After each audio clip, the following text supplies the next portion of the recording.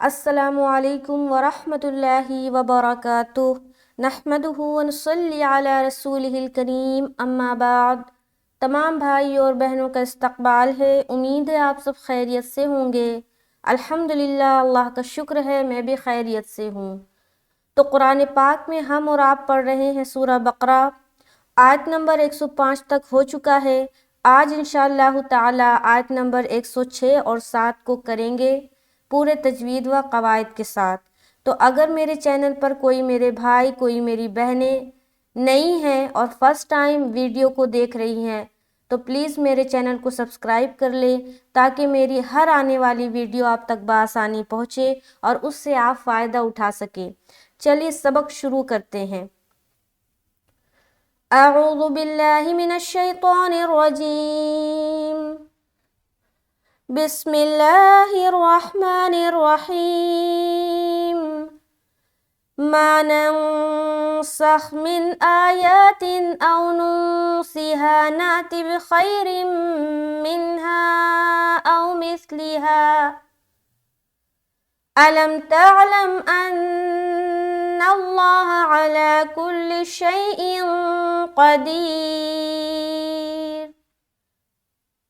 ألم تعلم أن الله له ملك السماوات والأرض وما لكم من دون الله من ولي ولا نصير۔ تو آیت نمبر 106 اور 107 کو میں نے تلاوت کی ہے۔ تو سب سے پہلے آ جائیں آیت نمبر 106 کی طرف، اور یہاں آپ دیکھیں سب سے پہلا جو لفظ ہے ما ننسخ، کیا ہے؟ ما، میم الف زبر ما، تو یہاں پر آپ دیکھ لیں کہ الف خالی ہے اور اس سے پہلے زبر ہے، تو یہ ہو گیا الف مدہ، لہٰذا اسے تھوڑا کھینچ کر پڑھیں گے ما ما ما، ایسا کھینچ کے پڑھنا ہے۔ آگے ہے ننسخ، تو یہاں پر دیکھیں نون کو نون سے ملائیں گے، یہاں پر نون ساکین آ گیا۔ آگے آنے والا حرف کون سا ہے؟ سین ہے، تو یہاں پر ہمیں کرنا ہے اخفا۔ اخفا کے جو 15 حروف ہیں اس میں سے سین بھی ایک ہے، اور جب یہ سین تنوین یا نون ساکین کے بعد آ جائے تو ہمیں کرنا پڑتا ہے اخفا۔ اب اخفا کسے کہتے ہیں؟ اخفا کہتے ہیں، اخفا جو لفظ ہے نا وہ خف سے بنا، خف یا خفیہ کہتے ہیں نا، خفیہ انداز یعنی کہ چھپا ہوا انداز۔ تو اخفا کے معنی ہے چھپانا۔ کس چیز کو چھپانے کی بات ہو رہی ہے؟ نون ساکین، نون کی جو آواز ہے اسے چھپانا ہے اپنے ناک میں۔ یہ جو جب ہم چھپاتے ہیں گویا کہ ہم نے اخفا کا قاعدہ مکمل کیا۔ تو نون کو نون سے جب ملائیں گے تو پڑھیں گے نن نن۔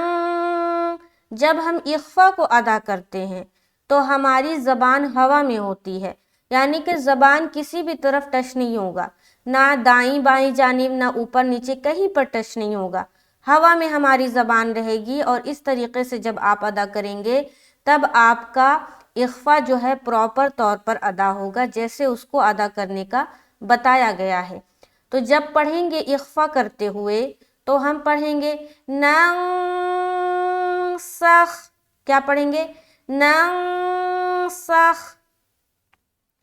ننسخ، سین کو سیٹی کی طرح اور خا میں ملا دیں گے، سین خا زبر سخ سخ سخ۔ آگے کیا ہے؟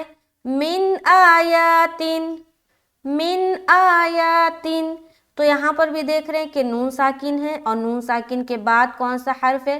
دیکھیے جہاں پر بھی نون ساکن یا تنوین دکھے تو اس کے آگے جو آنے والا جو حرف ہے، یعنی کہ تنوین یا نون ساکن کے بعد جو آنے والا حرف ہے وہاں پر کوئی نہ کوئی قاعدہ بنتا ہوگا۔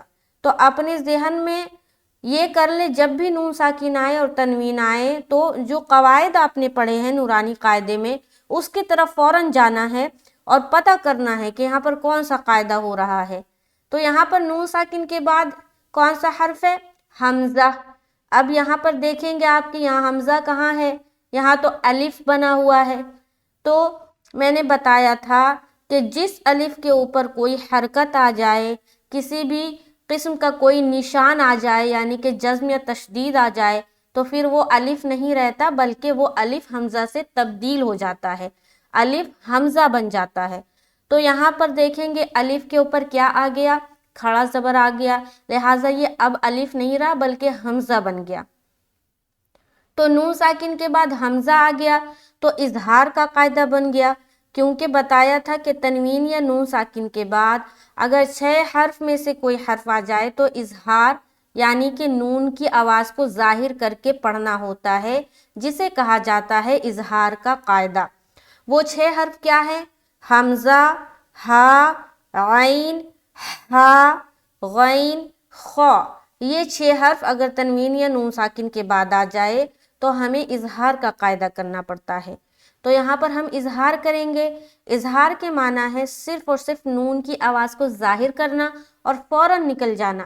یہاں پر آپ نے دیر نہیں لگانا، یہاں پر آپ نے ناک میں آواز نہیں روکنی، یہاں پر آپ نے منہ میں آواز نہیں روکنی، بلکہ فوراً پڑھ کے نکل جائیں گے۔ تو جب ہم پڑھیں گے یہاں پر من آیتن، آیتن، آ کو بھی کھینچ رہے کیونکہ کھڑا زبر ہے، یتن۔ اب یہاں دیکھیں تا کے نیچے پھر 2 زبر کی تنوین آ گئی اور اس کے بعد آنے والا حرف پھر حمزہ ہے، لہٰذا یہاں پھر اظہار کریں گے۔ اس کے بعد او، حمزہ واو زبر او، واو ساکن اور اس سے پہلے زبر آ گیا، تو یہ ہو گیا واولین کا قاعدہ۔ تو ہم یہاں پر نرمی کے ساتھ جلد ادا کریں گے۔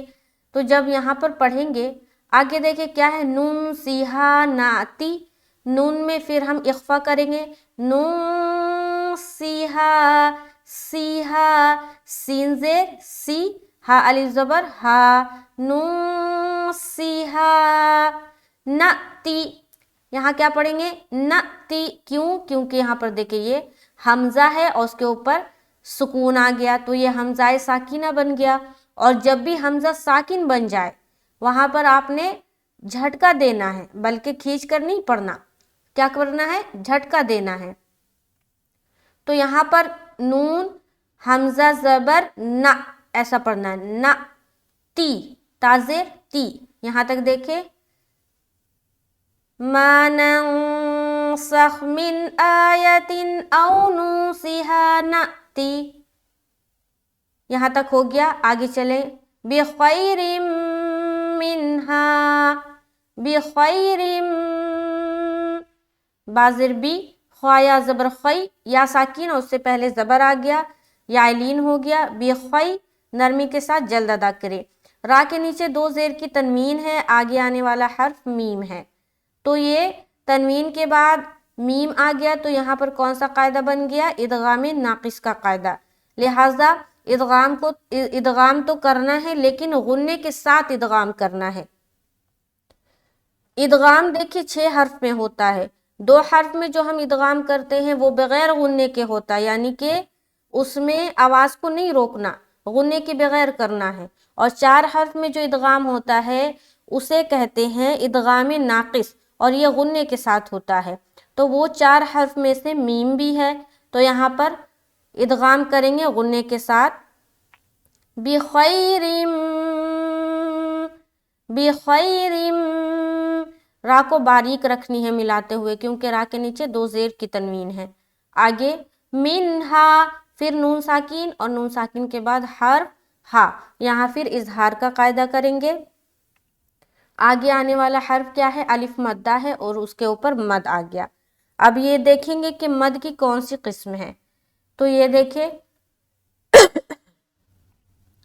یہ جو منہا ہے یہ ایک الگ لفظ ہے، اور او مثلیہا یہ ایک الگ لفظ ہے۔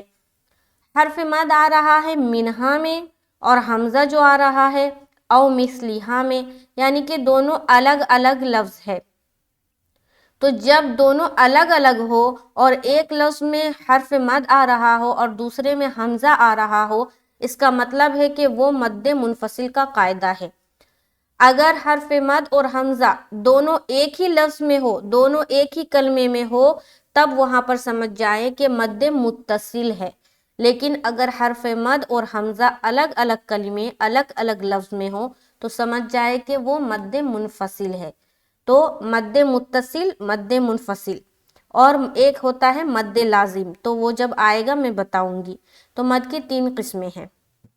تو یہاں پر 3 سے 4 الف کے بقدر کھینچنا ہے.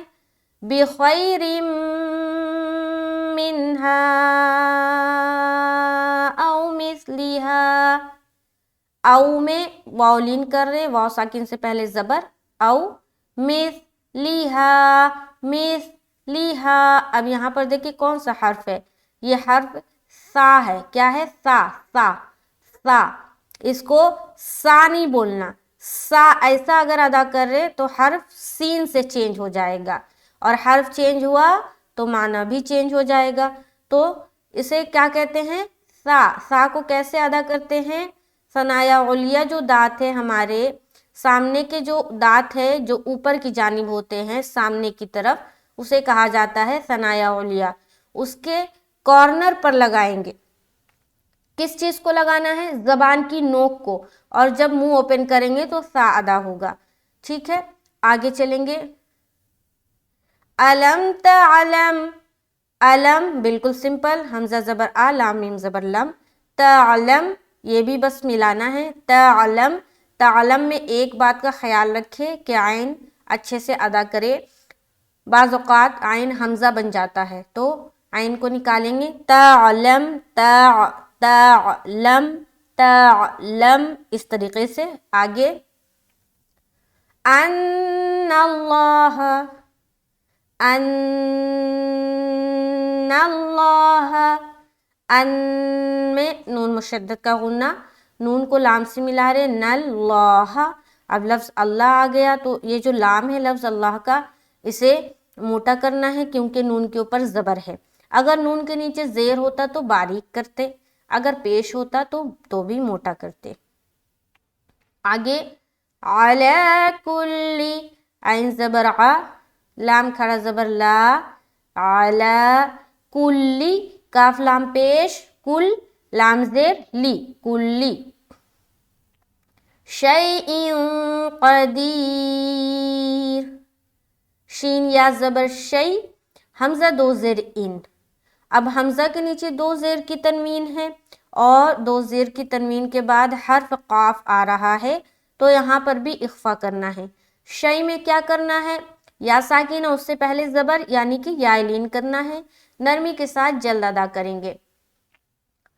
آگے قاف زبر قا، دال یا زیر دی، دی میں کھینچ رہے یا مدہ کر رہے، یا ساکینہ اس سے پہلے زیر، قادی. قاف کو موٹا کر کے ادا کرنا ہے کیونکہ یہ حروف مستعلیہ میں سے ایک ہے، لہٰذا اس کے اندر استعلاء کی صفت پائی جاتی ہے، اور جس حرف کے اندر استعلاء کی صفت پائی جائے اسے ہمیں موٹا کر کے ادا کرنا ہوتا ہے.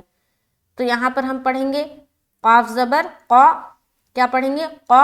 اگر کوئی پڑھے قاف زبر قا، دیکھیے یہ جو ہے نا قا یہ باریک ہے اور قا یہ موٹا ہے، تو قا بولنا ہے. قاف زبر قا، دال یا زیر دی، را پیش، را دو پیش رون، را کے اوپر وقف کریں گے تو یہاں پر ہم کیا لائیں گے؟ سکون لائیں گے، یعنی کہ جزم لائیں گے.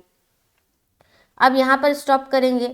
اب دیکھیں کہ را ساکینہ جب بن گیا، یعنی کہ را کے اوپر جب سکون آ جائے گا تو را ساکینہ بن گیا.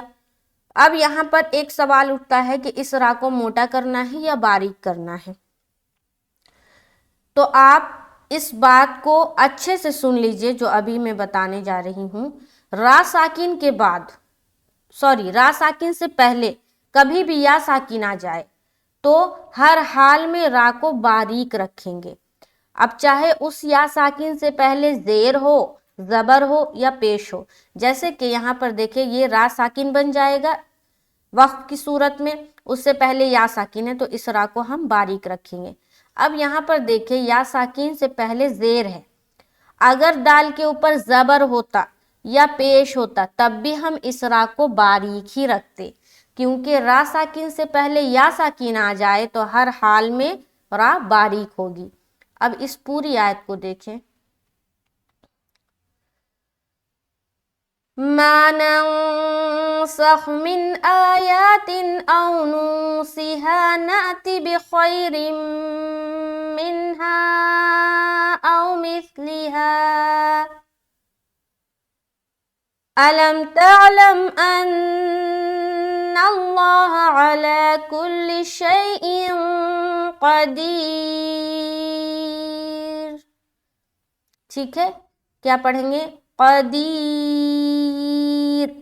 ٹھیک ہے, قدیر ایسا نہیں کرنا, قدیر ایسا اسٹاپ نہیں کریں گے ورنہ غلط ہو جائے گا.